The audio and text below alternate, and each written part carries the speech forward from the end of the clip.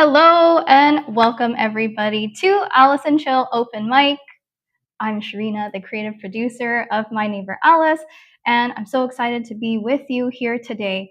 But I'm not alone, of course. Today I have two amazing guests here with me to chat about the ins and outs of this fascinating industry we all love and where they think it's heading. Juicy stuff. But before I bring them in, you may have noticed that we just dropped some big news.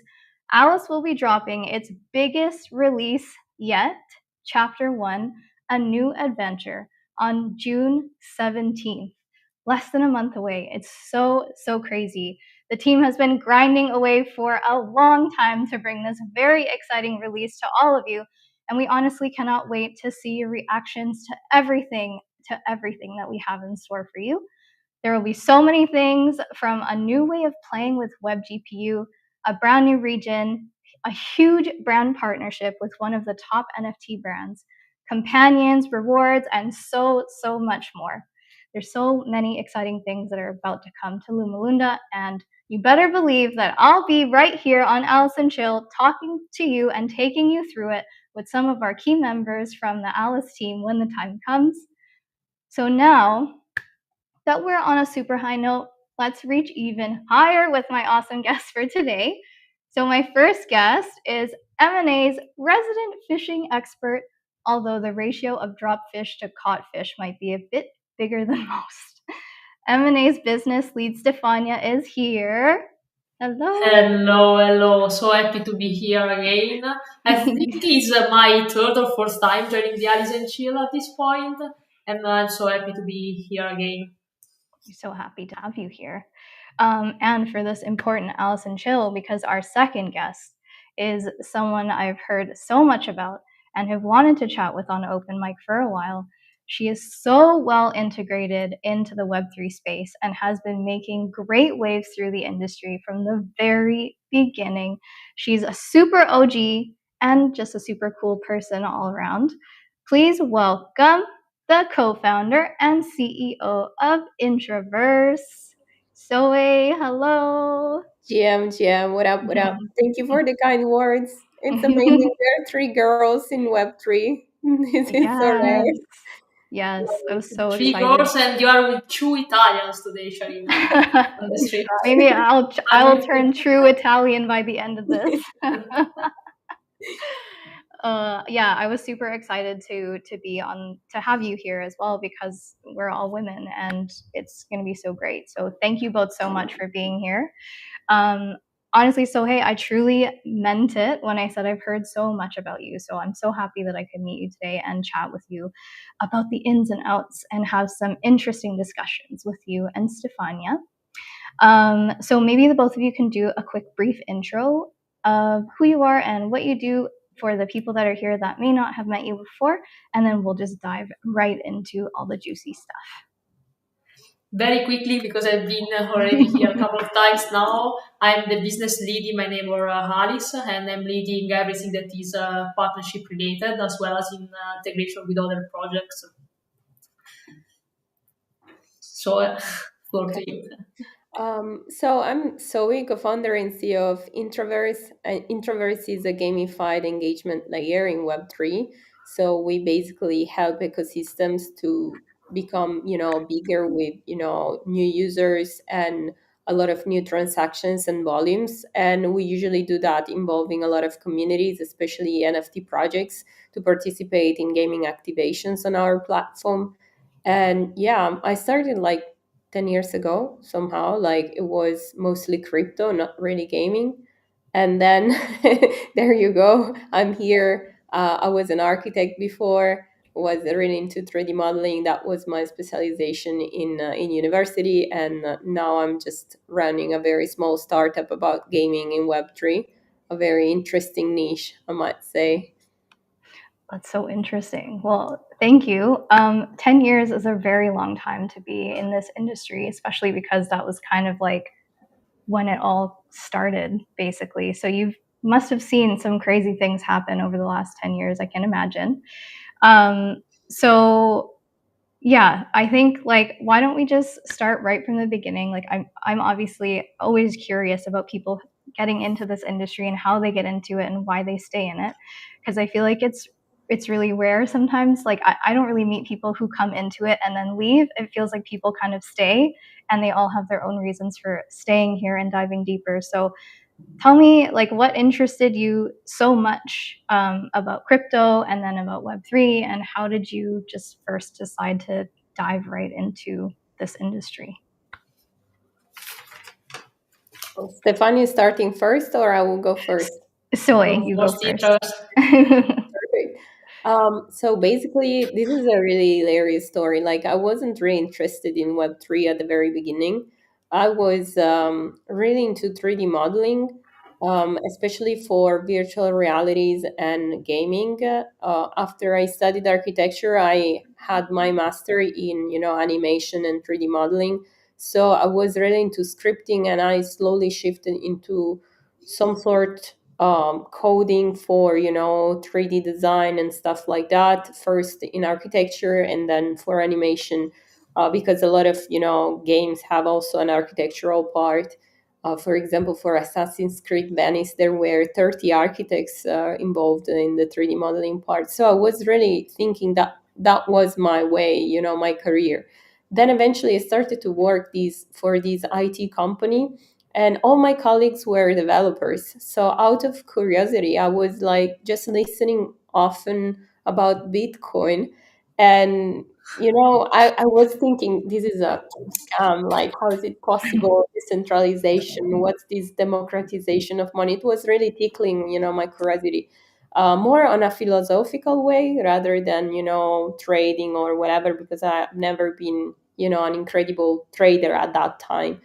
And eventually I got dragged in, and there were really few people being inside this space at that time. So it took me almost 1 year of doing my own research and understanding, because there were really few materials, no YouTube videos, no YouTubers, few articles, a lot of um, let's say controversial contents and materials that not many people were really even able to understand that. And Mhm.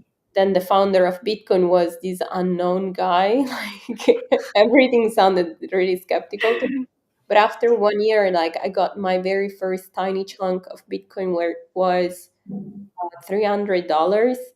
And then since then, I was just keeping investing until I understood that my job wasn't really reflecting on what it was my real interest in the space. So I became a sort of Bitcoin maxi for the first years with my co-founder Mortis, who was working for a corporate, for a corporate job. So again, something super different than cryptos.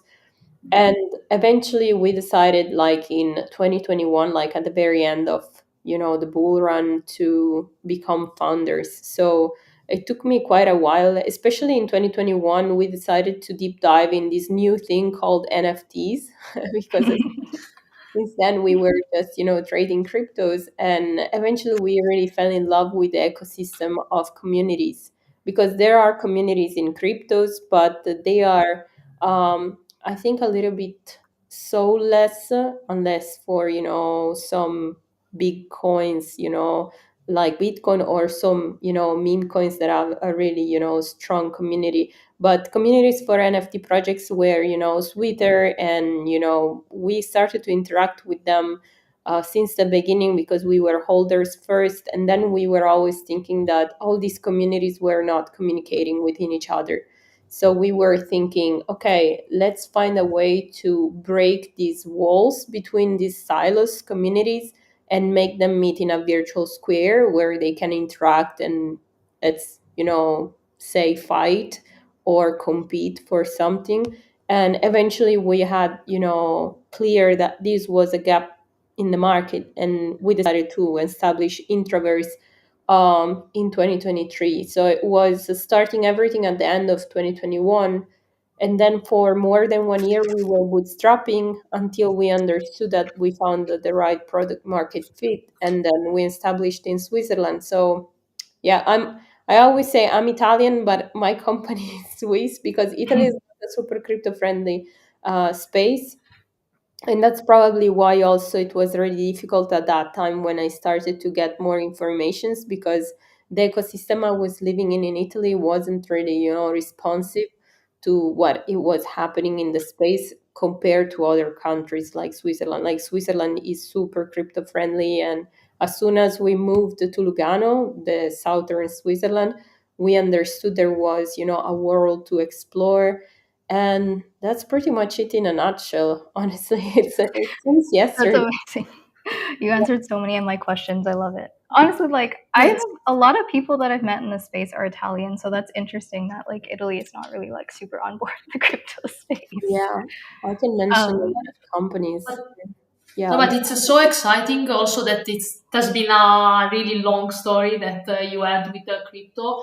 And what is very cool is that you started with a passion, because what you mentioned is that you had almost a philosophical interest towards crypto decentralization, and then eventually you became like a Web3 professional. It turned you into a Web3 founder. But I think that in most cases it's the other way around, meaning that you join a company that is in the blockchain space. You fell in love with we just fell in love with the product and with the packaging, and then you eventually find out that there is blockchain in the back. For example, in my case, I was very in love with the fact that in Many Morales, what they told me was that they were building Animal Crossing, an open world version of Animal Crossing. And I got super excited about that. And then when I joined the team, eventually I found out about blockchain tech. And I think that most of the people they get into crypto that way. Um, and I don't know, Sharina, if it was the same for you. If you learned about a blockchain while working at Many Morales, or if it was a different story for you. But I think that in general, this will be the same also when it will come with mass adoption. It will come just like that, meaning that people they will use the product, they will learn about a project, and then eventually that, they will find out by using the product every day that there is blockchain behind it. Probably we will yeah. not even call it blockchain at that point. Yeah, I think like well actually so I also came from an animation background because I was working in animation production for a few years before, and then before that sports production. But I just like when I was working in animation, I felt like I was just doing the same thing like over and over again, and I was working on the same type of pipeline like over and over again, just like feeding corporate greed basically, because it was like tight deadlines. They didn't really care how much you were working, like you always had a goal in mind because you were just trying to like pump out a show or something like as soon as possible just so that they could filter back in like the money they were spending to create this. So it was not very fun for me. So when somebody like presented me with this opportunity to come to Alice, it was a huge risk, and I was like, you know what, like I don't really know anything about this industry, but the little bits that I did know like really fascinated me, and it still got to fulfill my passion for like animation and storytelling and all of that by being here as a creative producer. And like now I've been here for 3 years and I don't want to leave this industry because it's fascinating. And you're right, like I really take it from a philosophical standpoint as well, because I'm like a big believer of taking risks and like heading in a direction that your gut is telling you to head in. And I feel like that's exactly what I did. It sounds like that's exactly what the both of you did. And like so hey, now you're part of this like huge communities of people that are here, like you're fully immersed in the space. You've spoken at so many events and conferences, and you've co-founded this platform now, and Stefania is such a huge part of our project. I feel like we're all just kind of like living in this space that we're meant to be in now I have because we actually took a those question. risks. Actually, now I got curious because you are mentioning risks, right? And so as a founder, you have much more skin in the game. And I would like to understand what have been the key challenges and wins in building Introverse, because something that you mentioned right now was the regulatory challenges that you faced, especially in a country like Italy, but also the challenges of bootstrapping, then raising funds. And I would like to understand, like from a founder perspective, how you were feeling. How you were facing all the challenges, because like on being a founder is different, because at least on my side as a team member, of course we had our challenges as well. For example, one thing that was really a challenge for me as part of the business team was that we have been building Alice at this point for years, and we have been through a lot of super cycles, meme Mhm. coins, NFTs, PFP, and the feeling that I was having is that we didn't have the resources to jump on all these cycles, because we cannot move resources from the core project to these super cycles. And I was constantly having the feeling that I was leaving money. We were leaving money on the table. So I wanted to understand, like, if you felt the same, if you always had the temptation to jump on these trends, the super cycle, how you were pivoting also the product, given that the industry, that is changing so fast. So we'd like to understand a little bit your challenges and also wins in the space, and what you consider as a win. That's a really interesting question, especially for founders in general. I was a founder also before Introverse because I was working in a company, but I was always having my side projects. Like me and Mortis, my co-founder, we were running startups for 7 years before Introverse, and they most Wow, I didn't know that. yes. Like I'm not a first time founder. So I started when I was roughly 20 years old. This is a story that not many people knows, but my family is made pretty much of all architects, and that's why I followed that path because it was one of my biggest passion, and I grew up with architecture from my parents and all my relatives, and the goal was to continue in the family company, and I had already a very strong entrepreneurial spirit because from the example of my parents. But as soon as I joined the university, I understood that even if it was really interesting, it wasn't something that was tickling me in the entrepreneurial way. So I started, several startups, but always while I was studying and also with bigger teams. And all these startups eventually sort of failed, unless the one before Introverse that we could partially sell it out. But beside that very small exit, everything was a really good school, to make my bones.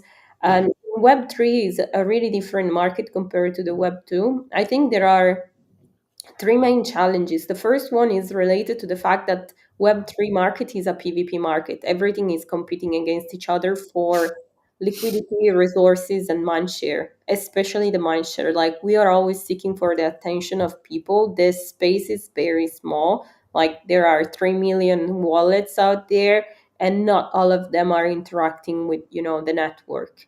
So it's always a fight, a constant fight, between all of us, regardless if it's a coin or whichever platform. Yeah, we totally feel you, but in my neighbor Alice, we uh, took the opposite direction, the opposite approach. Actually, my neighbor Alice was built because back in the days we realized that all the Web3 space was about competition.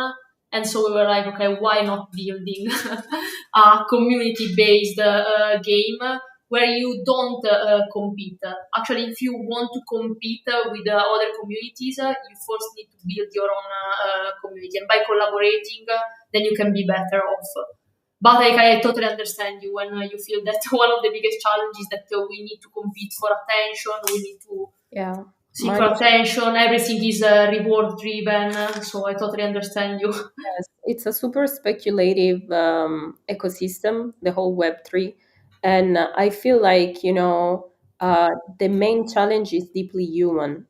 first of all, you need to convert developers, and the second main challenge is converting users. So just to get, more people in the space, but especially for your business, because even if let's say there are many platforms that are not competitive platforms, but between platforms, between games, between exchanges, between, all, whatever kind of businesses, you are sort of, trying to fight, and get more users compared to the others, also because, you always have to fight for find an investor. So you have to be better than your competitors. Like out there are a lot of games, a lot of engagement platforms, a lot of Chexes, Dexes, market makers, whoever. And the space is so small. So there is, at the very beginning, I think there was enough space for everyone, also because there was a lot of, everything was new, right? So people were also investing a lot, especially VCs. Nowadays, everyone is really much more cautious because through all these cycles, um, pretty much everyone understood that everything is very driven by trends and the space goes at So, new speed. So if you are able to surf all the trends, you are able maybe to have a success launch on your product. Otherwise, I have the same feeling. Sometimes you have to leave some money on the table because you're not ready there. So I think, the main three challenges are the PvP market, the fact that, everything is driven by, these trend waves. And also I feel right now, but it's mostly for my type of business, and some, especially for some specific business units, so not for all the business as a whole. But there is this new component, which is AI, that can be, a challenge nowadays. And I've seen also a lot of our partners are having challenges with, AI. For example, make a really concrete example so people can understand what I'm talking about. So in the past, we were making a lot of 3D models for our partners to play in our platform, and we were having an external 3D studio that was, giving us a pricing for, a certain amount of 3D models that were game ready, so skinned and also, um, let's say rigged in a certain way. So there were some, specific standards that we were following. These things nowadays are almost completely replaced by ChatGPT. So I can ask to AI to create all my 3D models with a subscription of $20 per month. And that studio, the 3D studio with 400 employees, now is in a big trouble because yes, they can use AI, but their pricing must be lower. Otherwise, people will just replace, their work with, because their models are nothing more than an AI can do. If you see the models in our platforms are not super polished or super perfect, like they are not, something artistic that needs a person, a human that, takes care of all details. So this might become, a part that can be replaced. And in our business there are some things that can be, replaced, or they must evolve with AI in order to, stay on trend. So that might be the third challenge. But most of all, I think the biggest challenge is the human part, because even if you have a great traction, like in the last 3 years we were steadily growing, even in bear market we were growing, but the user base is always, the biggest pain point, because Web3 is such a small market and everyone is like competing to get, the attention of the people inside the market. And somehow it's becoming always more and more speculative. So you always, have to adapt somehow in this, speculative or extractive, logic, but maintaining the sustainability of your company. So it's like you need to invent a sort of growth cycle that doesn't destroy you and at the same time, brings in people. And that's, the main issue. I At the beginning, some time ago, I was also considering user experience a sort of, challenge, but I don't feel like that's a problem anymore because everything is becoming multi-chain or cross-chain, and also the user experience in terms of account abstraction, and people are getting used to having these web 2 interfaces, like, but behind it's all web 3. So we made a huge step forward in that sense, that I don't feel user experiences anymore a huge challenge, but still, the human side, like the user acquisition, is probably one of the biggest I challenges. totally agree with you. When I joined crypto 3 years ago, the user experience was a challenge. But now, if we use, for example, my neighbor Alice as an example, actually, we have just announced the release date. We will go out on the 17th of June with a new technology. We are playing with a new technology. It's called WebGPU, and it literally allowed us to to just like it's just a one click experience into the game. And before integrating this technology, we had like a 40 clicks experience, and this was not ideal from a user perspective. And all of these while being on chain. So I would say that we are definitely there in terms of user experience. And as you mentioned, also there are more examples of cross chain technologies and providers.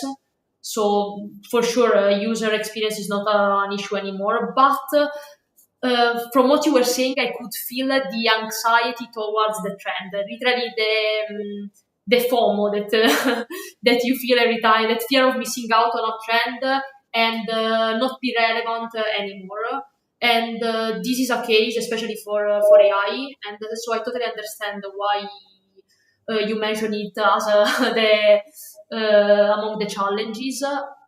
But I think that we feel this urge to integrate AI at all cost.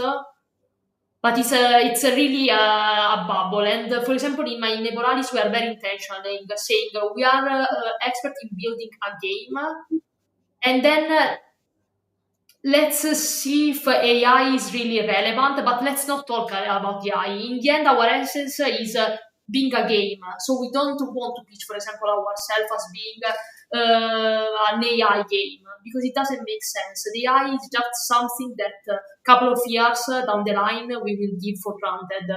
Meaning we will give for granted that, for example, inside game we will have AI-powered NPCs.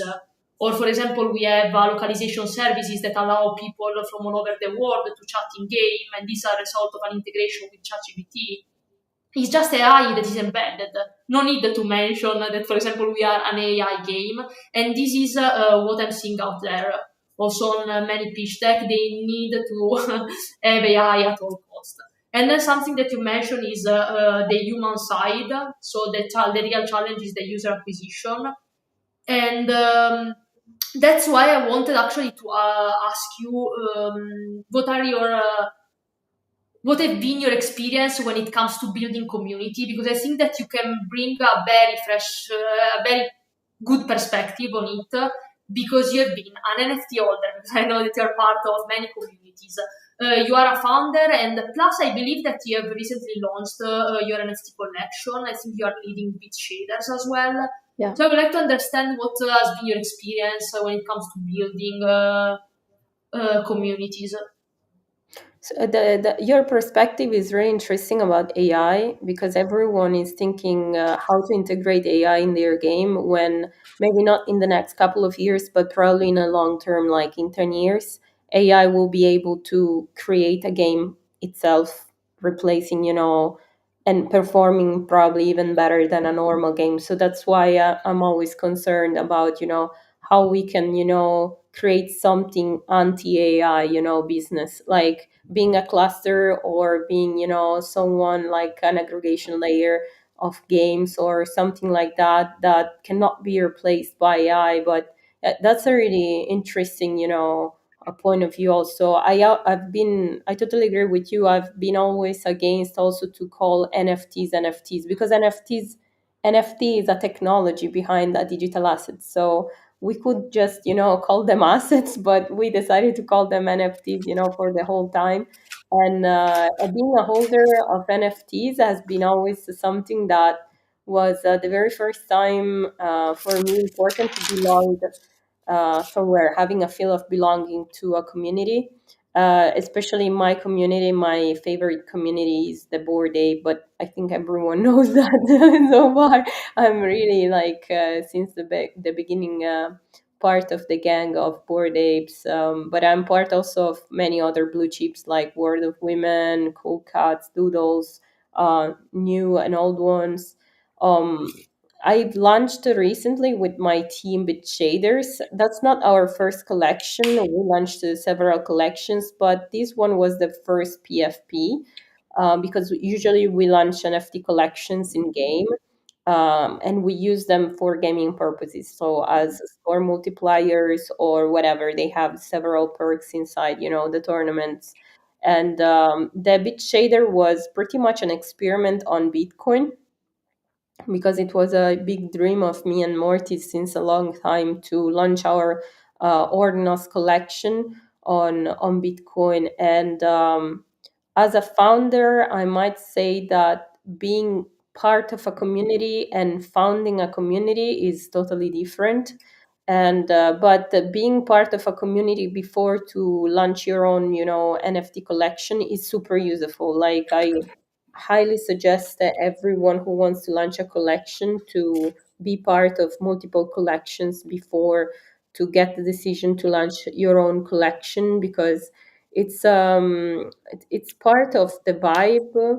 Like there are different components that as a community member but also as a founder you launch a collection. First of all, there is always the risk component, and some people also buy NFTs just for, it's a sort of trade, right? So like you do it for feel something, and you kind of bet not on a coin but on a team of people that are, giving you a piece of art but also having, perks attached to it. So it's really interesting how people mix a speculation but also believing in, the lore of the project as well.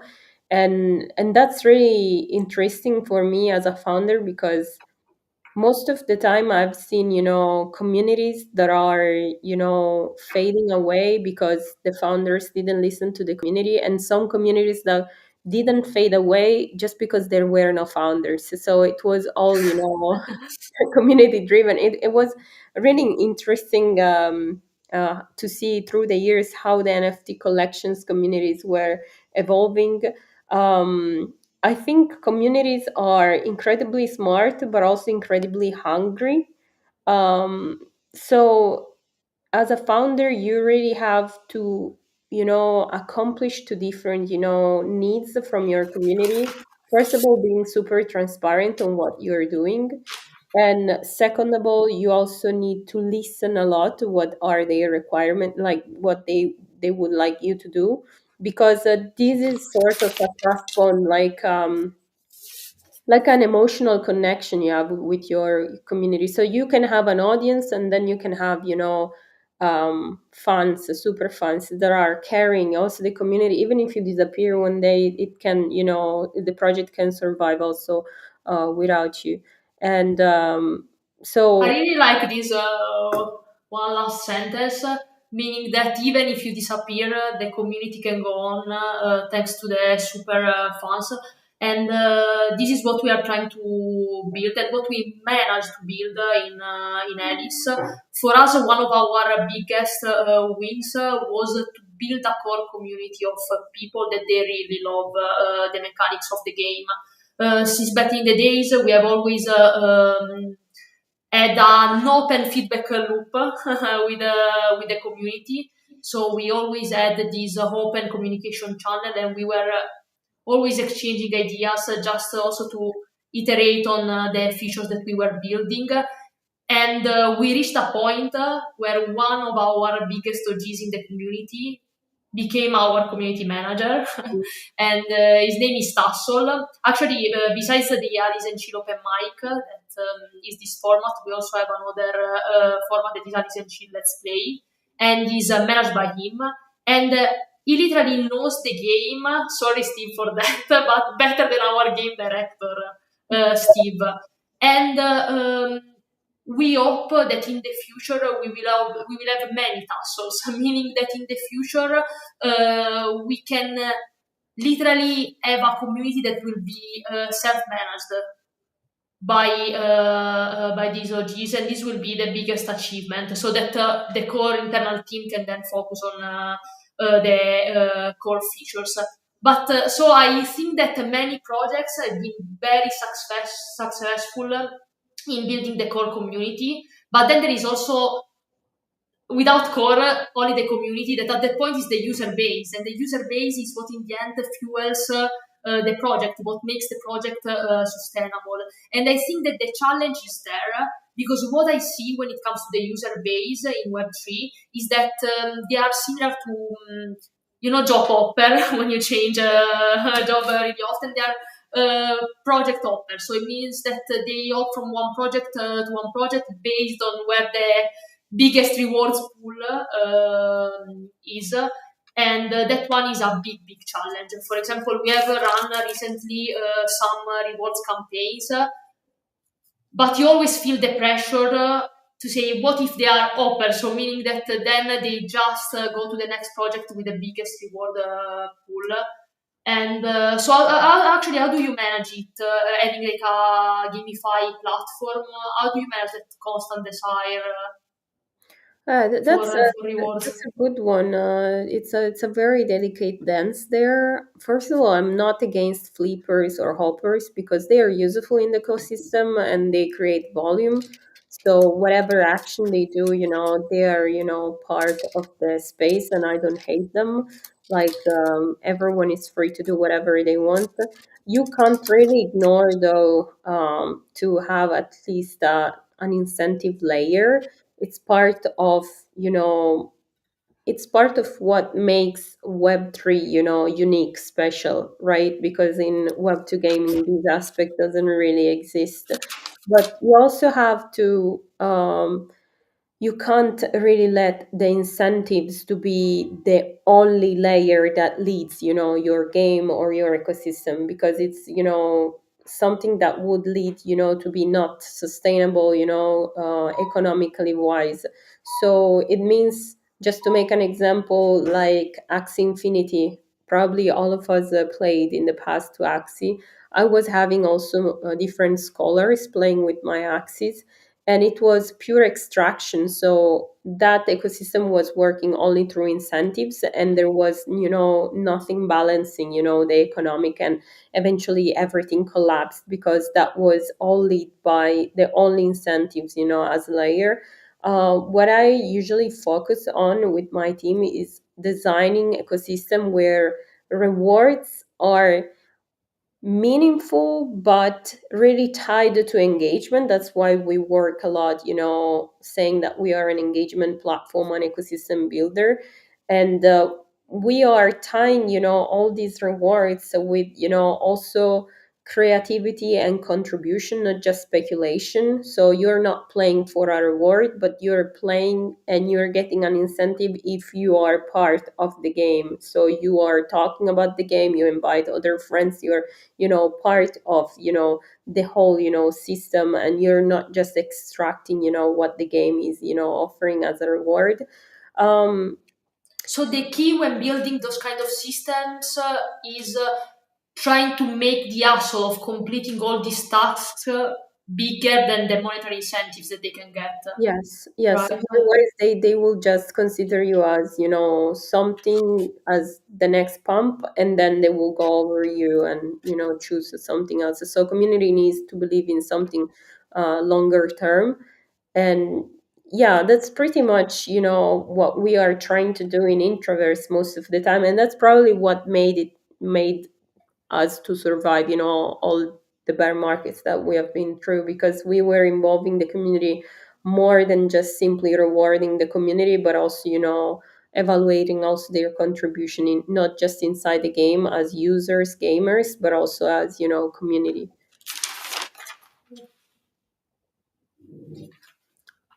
I can't hear Sorry, you, honestly. Maybe you're in mute. sorry, we lost you. We can't hear you. Maybe the connection is dragging her. Hello, can you hear me now? Yeah. Oh, Well, maybe that's why I haven't spoken for so long because my mic was turned off, you guys. But I was just gonna add to that, like it's like Stefania kind of touched on already. Like it's our community at Alice is very important, and we're constantly listening to them too. And we had a chat last week with one of our partners, Persona, about how important the community is. And I think the reason why, like, you know, the creators of Alice and Spike, the founder of Persona, and also you, Sohei, like it's all of these platforms, these brands, these games, they work really well because we do a really good job at trying to identify like the needs that are not being met. And I think that you did that with Introverse, Spike did that with Persona. Like we are doing that with Alice as well, because within Alice, you know, this takes me into interoperability. We're really creating a space that's filled with this, it's this beautiful world. It has its own stories, it has its own characters, but we also create space for other brands to come in as well and to help us evolve the world further than what it already is right now. And by doing that, we have to listen to our community because they're the ones that are investing in our game. And I feel like it's really, it's not about like just investing in this space and having a stagnant investment. Like you obviously want that to go somewhere, you want to have utility applied to your investment, and that's what we're all offering. So yeah, like something that I did want to ask both of you, and I think that you kind of already touched on it, but why do you both think it's so important to have cross-chain ecosystems in this space? You want to go first, or if you Okay. sorry. So this is a good question because I think we are really early still in the space for interoperability, and we just started with going multi-chain, cross-chain, and I think that's the winning direction. Some people don't believe in that, but honestly, if MetaMask is integrating Solana, it's that's a big sign of a huge change inside the market. But at the at the same time, there is a sort of exciting progress, even if asset wise, in terms of NFTs, especially inside games, it's really difficult because it's not just a standard technical, problem, it's a cultural problem, right? Like, there are layers and protocols and standards like ERC 6551, for tokens to be, going multi-chain, cross-chain, and everyone is working towards that. But most of NFTs today are still living on isolated silos. Like the founders and the holders are, maybe more the holders, but a lot of founders are not really willing to mix their brand identity or mixing, their assets, their collection with others' collection and other brands identity, especially because there are some bigger communities and smaller communities, and everyone is trying to preserve the value that they created through the time. So true interoperability, it's really cultural and it will take a while to happen. um, we need platforms, honestly, and projects willing to open up their ecosystems and think about value creation beyond their wallets, beyond their the collections they are involved with. I'm speaking about this not just as a dreamer, but as someone who's trying to mix different ecosystem together. Like we are going live tomorrow with a mint, mixing three chains: Tycho, Swell chain, and Ape chain.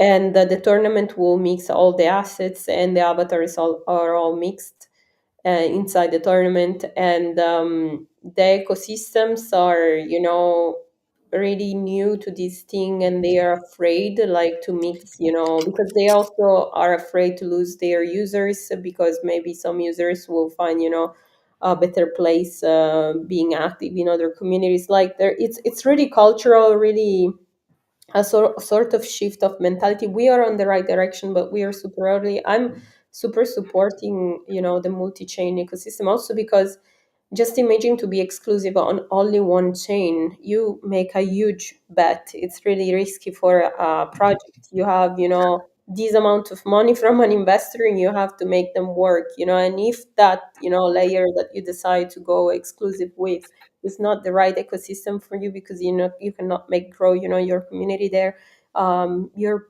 pretty messing up. So going multi-chain is just, creating multiple, opportunities for you to have a successful decentralized app. And at the same time also, I think it will be really useful to mix these ecosystems, because, as I said before, the space is so small, and in the last period is also contracting, right? So we're always less and less people active. So it's good to be strong together, helping each other and mixing, our users. So having a door inside my neighbor Alice to go directly, I don't know, on Nifty Island, and then, on Nifty Island having a door and going straight to Introverse, depending also on what the users want to do. So they don't have, to have multiple accounts, but even just one account would be work. But this is So I like you are like I love that you are brutally honest, like from the conversation on AI, the fact that the space is still very competitive, and now that you mention that is a cultural thing. If we are still not having interoperability, and I agree with you. Actually, we are in a very, I would say, weak position, let's say, because as you know, my neighbor Alice is built on Chromia, and this, let's say, was a problem till a couple of years ago. Because I remember every time that I was on a call and I was having conversations about integrating some tools with my neighbor Alice or Chromia, and there was always that question at some point: "You are EVM compatible, right?" And I was like, no, we are not EVM compatible.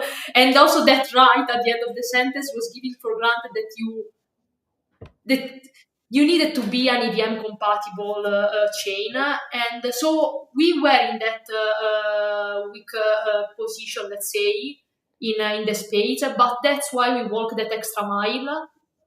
We we try to address this interoperability issue. And what we developed is a sort of passport that will allow NFTs that lives now in other chains to be on Chromia. And the good news here is that literally the tech problem doesn't exist anymore, because we solved it, for example, in Chromia. And one example that comes to my mind is about I live in Italy, and Italy is part of the European Union. And before the European Union, so with all we know that the European history is full of events, and we had many political boundaries that were the results of many historical agreements. And in those boundaries, within those boundaries, there were also some cultural differences, right? Because France is different than Italy, Italy is different than Spain, and so on. And I think that right now we are at the stage before the European Union, meaning that yes, the tech are different. For example, Ronin is different than Abstract, and those are cultural movements. This is something that you mentioned. We are culturally different because the vibes that you get when you're part of the Ronin ecosystem are different than the vibes that you get when you're part of the Abstract ecosystem. But at the point, we need to have that European Union. So we need. Even though we acknowledge that there are cultural differences, we need to have that passport that allow us to be interoperable.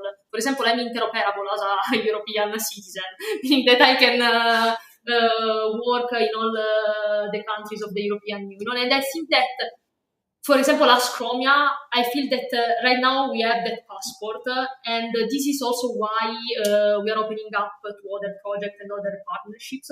For example, as Sharina mentioned, we have announced last week the partnership with Persona, because we feel confident that now we have that passport, that it won't be a problem to bring NFT from one chain to another. But again, yes, I feel that is also a cultural thing, meaning that projects needs to be open. I don't know, Sharina, if you had You're again in mute. the mic. Sorry, guys. I gotta say, obviously technical difficulties will follow me everywhere I go. Yeah, I was going to say that this is really coming back to like the AI topic that you guys were talking about as well, because like it's very important.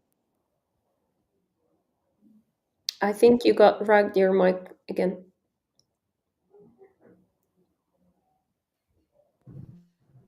Can you hear me now? Is that better? Yes. Okay, perfect. I'm not going to use this Amazon mic anymore. This it's so important. Let me just go back to my point for a second.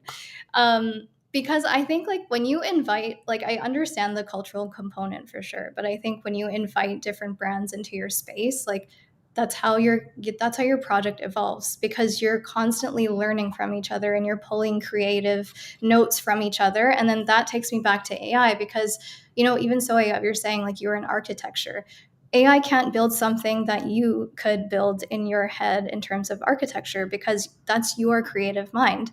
AI has no idea what's going on in your mind. So it can only produce you something that is like half okay, and then you could put that out and it could be okay and it can work, but it's not going to be as good as it can be if you took it and made it your own. And so I feel like in terms of that, like the AI component will be integrated into a lot of projects going forward, of course, because it is a trend that's happening right now. And I think that we all do have to adapt to it in some form. But the ways that we adapt to it will all be different, because some people will use it more and some people will use it less. And so, like Stefania mentioned, in terms of M&A, like we're really careful with the way that we use it, because we want to make sure that we're using it in the right creative ways, where it won't take over a lot of the work that we're already doing, or take over some of the needs that our community has, because we still work really hard to put our creative selves into that. And I think like by having brands enter into our space,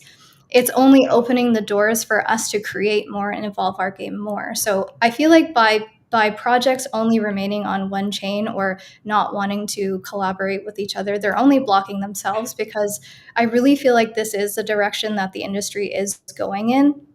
But also, like, wouldn't you want to hope for that? Like when you first came in, as and making your first investments into crypto, and then also like purchasing your first NFT, like what were your thoughts then? Because like personally, if I was purchasing something like that, it's kind of like, well, I have this, like what can I do with it now? And like if there was only one thing that I could do with it, in my opinion, it's not really worth it in that sense. So I don't know if you have any thoughts on where you thought that this industry would go when you first entered it, and purchasing your first NFT and becoming part of a community, and then seeing how the space has evolved now. Like, did you ever think that interoperability was going to be a possibility, or like how far it can really be pushed? Either That of you can answer. That Yeah. was something that I was thinking, like, it was a big topic also back in 2021, 2022, especially. I remember when I was a speaker in NFT NYC 2022, there was a lot of interoperability, topics related. And, you know, when we speak, I would just wanted to go back to what you mentioned about AI. AI, of course, cannot be in your head and can be just, creating something half polished that you can, finish. What I'm talking about, it is more that AI can create a game, like maybe not in a short term. Right now, they can create already, environment or some characters. But what I'm talking about, it is big games that are, especially in 2021, raising, for example, 20 millions, right? And then after 4 years of development, after the community was waiting for so long, they came out, with this game, with the token not hitting, more than 3 million of market cap. Like the market probably wasn't as the market that was at that time when they raised all those money. Right now with AI, you can use all those money to create a game, and that budget would be really small because there is AI. Also right now, I'm not hiring any more junior developer. I'm just having senior developer using AI as a tool, and they can replace the work that a junior can do. So all those millions that you raise for a game right now can be used for something that it cannot be replaced by AI, something like community building. And also in community building, there is a huge help by AI, a lot of bots and stuff like that. And of course, we are integrating also AI in Introverse, especially agents, because in Web3, most of our gamers, at least on our platforms, are speculators. So they don't want to spend that much time inside the game to play rather than wager on top of the game in investment pools. So I'm not saying that AI will replace, everything, but you won't see any more AAA games as in, 2021 era. Like the Web3 gaming is totally changing, and it's not just about AI, but also AI is a component, and especially what cannot be replaced is the community, of course. But this is especially what I was, thinking the first time I was, buying a digital asset, an NFT. And now I think it will, getting closer in terms of interoperability also with AI. It was that I wanted the true freedom, because if you guys remember, also Ethereum started with this, concept of being free to do whatever you want. Like Vitalik Buterin was downgraded with his account in whatever World of World Warcraft. of Warcraft, yeah. He was like crying himself asleep, and he promised that he was going to do something to change that situation. So what I'm saying when I said that when I bought my first NFT, I wanted freedom. It is that I want my NFT to be like my shoes I'm wearing right now in my feet. Like I want to be able to walk here, and but also to walk somewhere else, like in the sandbox or in the central land or whatever, whichever platform, dead or alive it is, in Alice or Nifty Island or Introverse, whatever, because that's my asset, and that's my right. I can decide to use it or not use it anywhere, and that's what I was thinking the very first time. But that's because I already had a background in gaming, and I really liked the story of Vitalik, and I knew these assets weren't just meant as art. I was never really big into art, even if my family is really, buying a lot IRL art, because they're all architects and we have a lot of paintings and stuff. I never purchased, NFTs just for the beauty of them, but just, thinking that Right. we're It's going to having, have utility. yes, also utilities that I was creating for, because most of my NFTs have the right of the, like I have the right on the IP, so I can build whatever on that, brand. But were you expecting the freedom in trading the assets? Because 3 years ago, this was what I was expecting. I was always Or were you expecting interoperability, meaning that you could use those assets in multiple platforms? the second one. Also because, Second one, so you were already expecting the I space to go in that direction. Oh, few this is people know, but I was always trading crypto, but I never traded NFTs. I never sold one of my NFTs. Like when I was buying an NFT, it was meant to be, first of all, inside my platform, since I was owning the IP. There are very few, IPs that you cannot use, like Clonix and stuff like that, I guess. But most of the NFTs that I have, Bored Apes, World of Women, Taproot Wizard, whatever, Ordinals, Ethereum or whatever, Solana NFTs are just meant to have something that can drive the community inside my platform. I was, since the very beginning oriented to have a company rather than just have an investment, because also crypto investment for me were much more successful than NFT investments. And I have also Mhm. sort of sentimental attachment to my NFTs. Like people recognize me with my PFPs. So why should I sell them? I, Yeah. there's a friend of mine who sold his ape, and now the new owner of the ape is recognized as the previous owner, and there is a huge chaos. And that's, it doesn't Yeah. make sense, to, in my opinion, to trade that much NFTs, especially nowadays, because yes, there are opportunities, but honestly, there were much more extractive and speculation opportunities on meme coins, for example, rather than NFTs. NFTs are having a bigger meaning, in my opinion, inside the market. Yeah, definitely. that's you have very interesting perspectives on this, obviously, because you've been in this industry for so long. And I think that we're going to have to wrap up, but I definitely want to have you back to talk about more of this stuff because, like I said, there's so much that we can touch on. So thank you so much, Sohaib, for being here. I really appreciate it, and thank you so much, Stefania, as well, for joining us. I'll just mention again that Alice is going to be dropping its biggest release on June 17th, and I can't say it enough because we're so excited. And I'll still be here hosting Open Mic. I'll be here next week as well, again at 2 p.m. CET. So again, thank you so much, Sohaib and Stefania, and we'll see you everybody next week. Thank you, Sharina, for having us. Bye. Thank you. Bye.